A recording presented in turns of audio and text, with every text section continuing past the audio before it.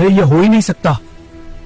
मैंने अपने हाथों से यहां से गुठली निकालकर फेंक दी थी, फिर ये दरख्त कैसे उग गया? क्या हो जब एक सूखी गुठली सिर्फ एक दिन में खजूर का पूरा दरख्त बन जाए, वो भी तब जब जमीन के अंदर गुठली मौजूद ही ना हो। तो सोचिए उस नबी का मुकाम अल्लाह की नजरों में कैसा होगा। आखिर हुजूर सल्लल्लाहु अलैहि वसल्लम ने उस यहूदी को ऐसा क्या जवाब दिया। यकीन मानिए ये मौजा देखकर आपकी रूह ताजा हो जाएगी। एक मर्तबा का वाकया है। एक यहूदी नबी करीम सल्लल्लाहु अलैहि वसल्लम के पास आया। उसके हाथ में खजूर की एक गुठली थी। उसने शर्त रखते हुए कहा, अगर आप अल्लाह के सच्चे रसूल हैं तो इस गुठली से सिर्फ एक दिन में दरख्त उगा कर दिखाएं और उसमें खजूर भी लगे हों तो मैं मान जाऊंगा। नबी करीम ने उसकी शर्त मान ली। आपने अपने मुबारक हाथों से गुठली को जमीन में दबाया और अल्लाह से दुआ करके चले गए। लेकिन उस यहूदी के दिल में बेचैनी होने लगी। वो सोचने लगा, अगर सच में दरख्त बन गया तो मुझे मुसलमान होना पड़ेगा। यही सोचकर वो शाम के वक्त चुपके से वहाँ गया और जहाँ हुजूर ने गुठली दबाई थी उसने वो गुठली निकाली और दूर फेंक दी ताकि न गुठली रहे न दरख्त उगे। मगर जैसे ही सुबह हुई वो यहूदी वहाँ पहुँचा तो मंजर देखकर उसकी आंखें फटी की फटी रह गईं। वहाँ खजूर का एक बड़ा दरख्त खड़ा था और उस पर ताजे खजूर भी लगे हुए थे। यहूदी ने हैरत में पड़कर फौरन 2-3 खजूर तोड़े। उन्हें खोलकर देखा मगर वो हैरान रह गया। उन खजूरों के अंदर गुठली मौजूद ही नहीं थी। वो घबराया हुआ भागा भागा नबी करीम की बारगाह में गया और कहने लगा, सब कुछ तो ठीक है, दरख्त भी है, खजूर भी है, मगर इन खजूरों में गुठली क्यों नहीं है? नबी पाक ने मुस्कुराते हुए फरमाया, गुठली कैसे होती, वो तो तुमने शाम को ही निकाल कर फेंक दी थी। ये सुनते ही उस यहूदी का दिल पिघल गया। उसे यकीन हो गया कि इनसे कोई बात छुपी नहीं रह सकती। उसने उसी वक्त कलमा पढ़ा और मुसलमान हो गया। सुभान अल्लाह, क्या बात है हमारे हुजूर सल्लल्लाहु अलैहि वसल्लम की शान की, जिनके हुक्म से बिना बीज के भी दरख्त फल देते हैं। अगर आपके दिल में भी हुजूर सल्लल्लाहु अलैहि वसल्लम के लिए मोहब्बत है तो कमेंट में सुभान अल्लाह जरूर लिखें। इस मौजज़े को अपने तक मत रोकना, इसे शेयर करके सदका जारिया का हिस्सा बने और ऐसे ही ईमान ताज़ा करने वाले वाक़ियात के लिए चैनल को सब्सक्राइब किए बिना हरगिज न जाएं।